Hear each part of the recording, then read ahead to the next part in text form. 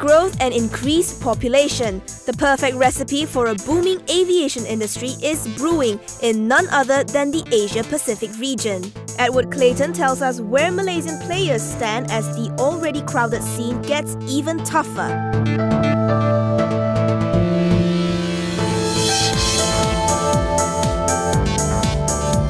Okay, we're actually seeing a slowdown in traffic growth across Asia at the moment, not just in Malaysia. And certainly Malaysia is seeing a reduction in the growth of tourism relative to last year, relative to targets. What we are seeing though is that a lot of foreign carriers are starting to come into Malaysia and increasing services here. And Kuala Lumpur is actually in a very nice position of being the only major airport in Southeast Asia which has a lot of free capacity. It has a third runway opened last year. If you compare that to the other main airports, Jakarta, Singapore, Bangkok, they're all reaching the limits of their capacity, and it's going to be a long time before they're able to match the runway capacity that Kuala Lumpur has.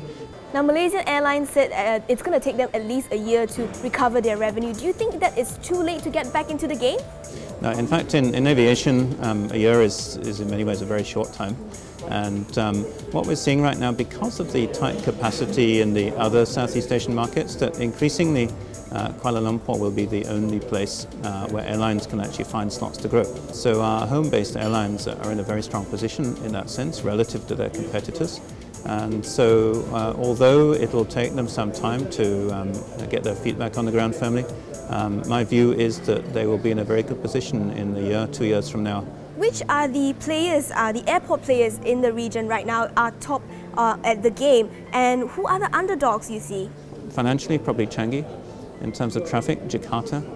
In terms of future prospects, I think Kuala Lumpur. Edward, you pointed out that there needs to be a firewall between airline operators and the politicians. Do you think government intervention is a very hazardous thing to have among the sector? And do you think there is a right balance? Is privatization the way to go? And why isn't it happening in Asia? A lot of the investors who are here are saying they would love to invest in airports, but it's challenging because the governments are often not willing to give up control.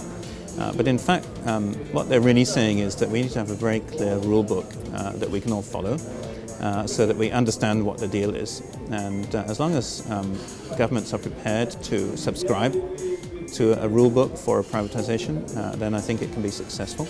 Actually, Malaysia Airports is a listed company, so it's privatized, although government is majority shareholder. That's a model which seems to be working relatively well, and the government has resisted the temptation to get too involved in it.